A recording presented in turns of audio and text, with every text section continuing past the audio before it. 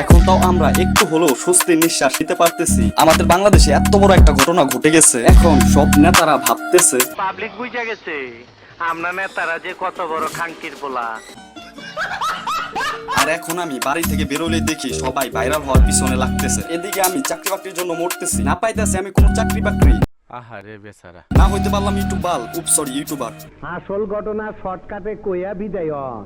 আমার সময়ের অনেক দাম। অতিরিক্ত আরেকটা কথা কইবেন, ফুটবলের মতো লাথি মাইরা ভিতের বেলাডার ফাটায় হালাম। ওকে ডিপজল ভাইয়া। ভাইয়া বলবে না, আমি তোমার আঙ্কেল হই।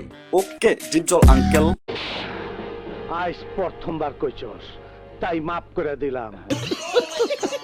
আগে আমার ইন্ট্রোটা একটু দিয়ে নেই তো। হাই হ্যালো হোয়াটসঅ্যাপ ব্রাদার্স, কি অবস্থা সবার? তো কেমন আছো তোমরা? Hello family members, welcome back to my channel. আশা করি আল্লাহর রহমতে অনেক ভালো আছো। আমি আল্লাহর রহমতে অনেক ভালো আছি আলহামদুলিল্লাহ। তো ভাইজান, আজকে আপনাদের জন্য এই আপুটাকে নিয়ে আসলাম। আর এই আপুটাকে দেখে আপনাদের ডিপজল কাকুর মতো বলতে মন চাবে, পাট খেতে যাবি আমার লগে। এবারে তুই ভালো হবি কবে? এই সময় কম, শুরু করো। টুপি মাথায় দিয়ে যদি মৌলানা হওয়া যেত, তাহলে আমাদের বাংলাদেশটার নাম বাংলাদেশ না হইয়া মৌলবী দেশ হইতো। ঠিক বলেছো। যে দিনদার মেয়ে সে কখনো মেসেঞ্জারে হাই হ্যালো করে না। দিনদার মেয়েকে আপনি ফেসবুকের মেসেঞ্জারে হাই হ্যালোতে খুঁজে পাবেন না। দেখেন মৌলানা আসিফ ভাই, আপনাকে নিয়ে কিচ্ছু বলার নাই আমার। আপনাকে নিয়ে অনেক আগে থেকে আলোচনা সমালোচনা হইতেছে। বিশ্বাস করবেন কিনা আমি জানি না, আপনার হালাল টিকটক আইডিতে আমি ঢুকে আমি পুরাই টাস্কি। মানে বিষয়টা একটু ব্যাখ্যা করবেন? এইসব হালাল হুজুরদেরকে নিয়ে কথা বলার আগে আপনাদের একটু প্রমাণ দিয়ে নিই। একটা সময় আমাদের হুজুররা বলতেন ছবি আঁকা হারাম, পরে ক্যামেরা আবিষ্কারের পর বললেন ছবি তোলা হারাম, তারপর যখন ছবি তোলা সহজলভ্য হয়ে গেল তখন বলতে লাগলেন ছবি তোলা হারাম, তবে বিশেষ প্রয়োজনে জায়েজ আছে। আর যখন স্মার্টফোন হাতে হাতে চলে আসলো তখন বিশেষ প্রয়োজন ছাড়াও ছবি তোলা জায়েজ হয়ে গেল। এখন দেখি হুজুররা সুন্দর সুন্দর পোজ দিয়ে ছবি তুলে ফেসবুকে ছাড়েন, আর ভক্তরা কমেন্ট করেন মাশাআল্লাহ, সুবহানাল্লাহ। জনপ্রিয় বক্তাদের ছবি দিয়ে ইন্টারনেট এখন সয়লাভ। তাহলে কি মাত্র কয়েক বছরের মধ্যে হারাম ছবি হালাল হয়ে গেল? কোরআন তো আগেও যা ছিল এখনো তাই আছে, হাদিস আগেও যা ছিল এখনো তাই আছে। মাঝখান থেকে ছবি বেচারা একবার হারাম হইয়া আবার হালালও হয়ে গেল। একই কাণ্ড ঘটছে বেচারা টেলিভিশনের সাথেও।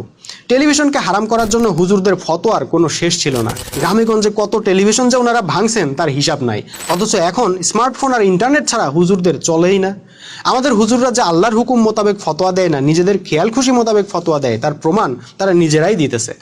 মানে এটা কোনো কথা? যে মানুষটা সত্যিকারে অর্থে আপনাকে ভালোবাসে, সে মানুষটা হাজার ভুলের মধ্যে একটা ভালো গুণ দেখে আপনার সাথে থেকে যাবে।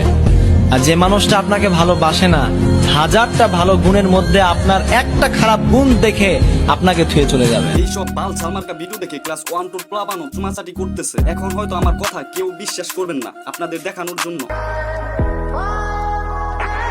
হালাল হুজুর, আমি মনে করি আপনারা বেচতে যাইবেন। দেখেন এইসব ভাইরাল হওয়ার চিন্তা বাদ দিয়ে আমাদের মতো আম জনতাদের কিভাবে দিন ও ইসলামের পথে নেওয়া যায়। ঠিক বলেছ। হালাল হুজুর এইরকম প্রেম শিক্ষা দেওয়ার জন্য আপনারা আলেম হন নাই। কুরআন জেনে শুনেও আপনারা ভুল করতেছেন। যাই হোক, এইসব হালাল হুজুরদেরকে দেখে কিছু হালাল আপু বের হয়েছে।